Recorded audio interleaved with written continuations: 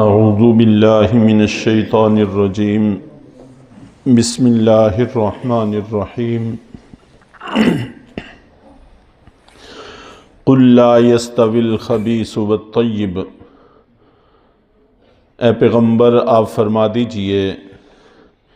کہ ناپاک اور پاکیزہ دونوں برابر نہیں ہو سکتے۔ وَلَوْ أَعْجَبَكَ كَثْرَةُ الْخَبِيثِ، اگرچہ آپ کو حرام کی کثرت اچھی اور بھلی محسوس ہو۔ فَاتَّقُوا اللَّهَ، اللہ سے ڈرتے رہو۔ یا اولی الالباب، اے عقلوں والو، لعلکم تفلحون، تو تم کامیاب ہو جاؤ گے۔ گزشتہ درس میں بھی عرض کیا تھا کہ اللہ تعالیٰ کے ہاں آخرت کے اعتبار سے اور اسی طرح دنیا کے اعتبار سے حلال اور حرام میں آپس میں کوئی کسی طرح کی نسبت موجود نہیں ہے۔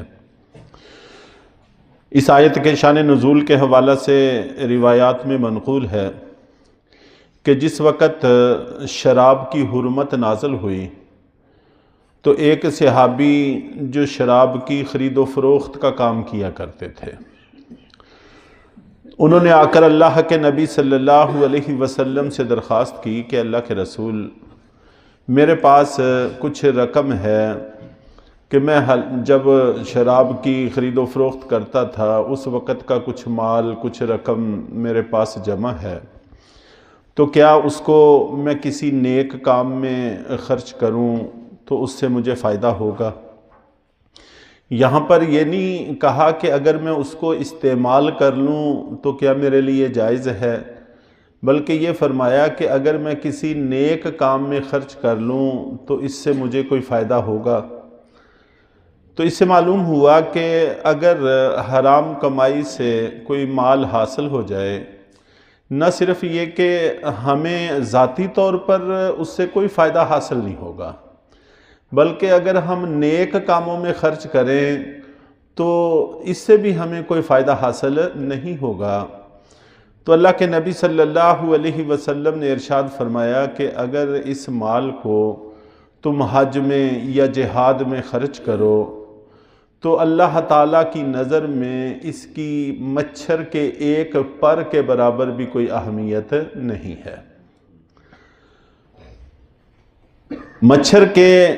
دو پروں کا بھی ذکر نہیں فرمایا، بلکہ ایک پر کا ذکر کیا ہے کہ وہ اللہ کی نظر میں مچھر کے ایک پر کے برابر بھی نہیں ہے۔ حالانکہ مچھر کا پر اتنی معمولی چیز ہے کہ بسا اوقات نظر بھی نہیں آتا، اس کو دیکھنا بھی مشکل ہوتا ہے۔ اور ساتھ ہی اللہ کے نبی صلی اللہ علیہ وسلم نے فرمایا کہ اللہ تعالیٰ حلال اور پاکیزہ کے علاوہ کچھ بھی قبول نہیں فرماتے، یعنی کہ اس سے اخروی آخرت کا کوئی فائدہ حاصل نہیں کیا جا سکتا۔ ہمیں یہ مسئلہ بھی ذہن میں رکھنا چاہیے کہ اگر خدا نخواستہ کسی طور پر حرام مال ہماری ملک میں آ جائے، ہمیں حاصل ہو جائے کسی طور پر بھی، سود کا پیسہ بھی بسا اوقات اپنی ملک میں آ جاتا ہے، یا ناجائز طور پر یا سمجھ آنے سے پہلے کچھ کام کرتے تھے جو درست نہیں تھا، وہ پیسہ ہمارے پاس جمع ہو گیا، ہمارے پاس موجود ہے، تو اس کے بارے میں شرعی حکم یہ ہے کہ اس کو بغیر ثواب کی نیت کیے کسی جگہ خرچ کرنا ضروری ہوتا ہے، اپنی ملک سے نکالنا ضروری ہوتا ہے، لیکن اس میں ثواب کی نیت کرنا بھی جائز اور درست نہیں ہے۔ ہاں البتہ اللہ تعالیٰ اس بات پر اس کو اجر عطا فرمائیں گے کہ اس نے حرام سے بچنے کی کوشش کی ہے۔ جیسے ہم حلال مال اللہ کے راستے میں خرچ کرتے ہیں تو اللہ سے ثواب کی امید رکھتے ہیں، اس میں ثواب کی امید نہیں رکھنی چاہیے، لیکن چونکہ حرام سے بچ رہے ہیں تو اللہ تعالیٰ اپنے فضل سے اس پر بہت کچھ عطا فرما دیں گے۔ تو بہرحال اگر کسی وجہ سے کسی طور پر حرام مال اپنی ملک میں آ جائے تو اس کا ملک سے نکالنا ضروری ہوتا ہے، اور اس کا طریقہ کار یہ ہے کہ بغیر ثواب کی نیت کیے اس کو اپنی ملک سے نکال دے، کسی بھی ضرورت مند پہ خرچ کر دے، تو جس سے اس کا ذمہ بھی بری ہو جائے گا اور یہ حرام سے بھی بچ جائے گا، اور حرام سے بچنے کی وجہ سے اللہ تعالیٰ کی طرف سے اجر بھی اس کو نصیب ہو جائے گا۔ چنانچہ یہ تو اخروی اعتبار سے عرض کیا گیا کہ اللہ کے ہاں حرام سے آخرت میں کوئی فائدہ حاصل نہیں کیا جا سکتا۔ بہت سارے لوگ ہیں وہ اس وجہ سے سود کے خانوں میں رقم رکھوا دیتے ہیں کہ ہم خود پر خرچ نہیں کریں گے، غریبوں پر خرچ کر لیں گے، تو یہ نیت بھی ٹھیک نہیں ہے۔ اس سے واضح طور پر سمجھ میں آ گیا کہ ایسا کرنا بھی جائز اور درست نہیں ہے۔ ہمارے ہاں ایسے ڈکیٹوں کی بھی تعریف کی جاتی ہے جو امیروں کا مال لوٹ کر غریبوں پر خرچ کرتے ہیں اور معاشرے میں ان کے بڑے اچھے تذکرے کیے جاتے ہیں، تو یہ بھی جائز اور درست نہیں ہے اور کوئی نیکی نہیں ہے، نہ دنیاوی اعتبار سے نہ آخرت کے اعتبار سے۔ ہر کسی کا مال محفوظ ہونا چاہیے، چاہے وہ امیر ہو چاہے غریب ہو، اس کو جائز طریقوں کے علاوہ کسی صورت میں استعمال نہیں کیا جا سکتا۔ اور اگر دنیاوی اعتبار سے دیکھیں تب بھی حلال مال جو انسان کو فوائد عطا کرتا ہے، حرام سے وہ فوائد اور ثمرات حاصل نہیں ہو سکتے۔ چنانچہ تابعین کے زمانہ میں حضرت عمر بن عبدالعزیز رحمۃ اللہ علیہ جب خلیفہ بنے تو انہوں نے جتنے بھی سابقہ ظالمانہ ٹیکس تھے ان سب پر پابندی لگا دی کہ اب وہ ٹیکس وصول نہیں کیے جائیں گے۔ ظاہر ہے کہ ایک بڑی رقم تھی، جب اس میں روک تھام ہوئی تو خزانہ متاثر ہونا ہی تھا، تو خزانہ متاثر ہوا۔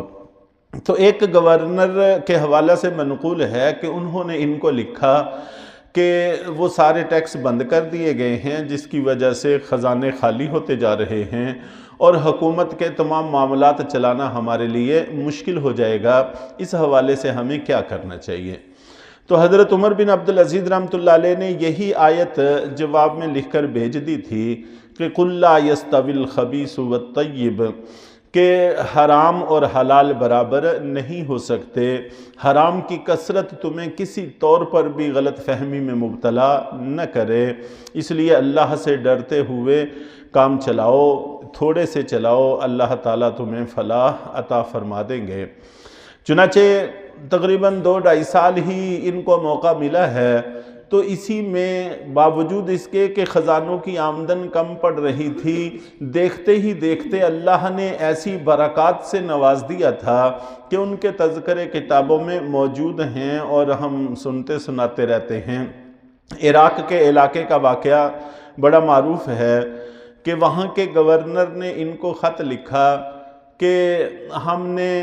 جو آمدن اس سال ہمیں حاصل ہوئی ہے، پورے صوبے کی تمام ضرورتیں پوری کرنے کے بعد مال کی ایک اچھی خاصی مقدار بچ گئی ہے، اس کا کیا کیا جائے؟ تو حضرت عمر بن عبدالعزیز رحمۃ اللہ علیہ نے فرمایا کہ تم ایسا کرو کہ اعلان کرواؤ کہ اگر کسی کے ذمہ کوئی قرض ہو تو وہ قرض ادا کر دو۔ انہوں نے کہا کہ ہم نے اعلان کیا تھا، جتنے بھی لوگ کوئی مقروض تھے وہ قرض ادا کر چکے ہیں، پھر بھی ایک بہت بڑی رقم ہمارے پاس بچی پڑی ہے، اس کے بارے میں ہم آپ سے پوچھنا چاہتے ہیں۔ تو انہوں نے فرمایا کہ اعلان کرو، بسا اوقات بعض لوگ اپنے حق مہر ادا نہیں کر پاتے، تو اگر کسی کا کوئی حق مہر پہلے کا اس کے ذمہ ہے وہ اس سے ادا کر دو۔ تو کہتے ہم یہ بھی کر چکے ہیں، پھر بھی ہمارے پاس رقم بچی ہوئی ہے۔ تو انہوں نے کہا کہ پھر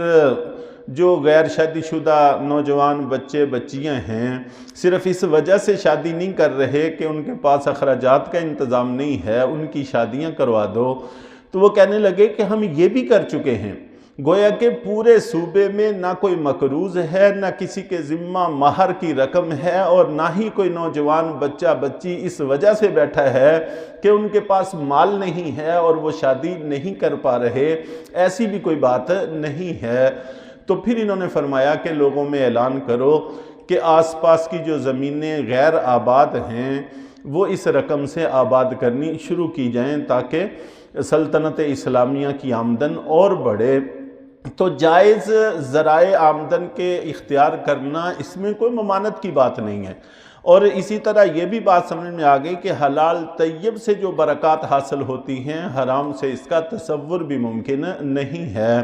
اس لیے اللہ تعالیٰ کا یہ اٹل فیصلہ ہے، قُلْ لَا يَسْتَوِي الْخَبِيثُ وَالطَّيِّبُ، اے پیغمبر فرما دیجئے کہ حرام اور حلال برابر نہیں ہو سکتے۔ وَلَوْ أَعْجَبَكَ كَثْرَةُ الْخَبِيثِ، اگرچہ حرام کی کثرت آپ کو بھلی ہی محسوس ہو۔ فَاتَّقُوا اللَّهَ يَا أُولِي الْأَلْبَابِ، اللہ سے ڈرو اے عقلوں والو، لَعَلَّكُمْ تُفْلِحُونَ، تاکہ تم کامیاب ہو جاؤ۔ اللہ تعالی ہم سب کو حلال طیب اختیار کرنے کی توفیق عطا فرمائے۔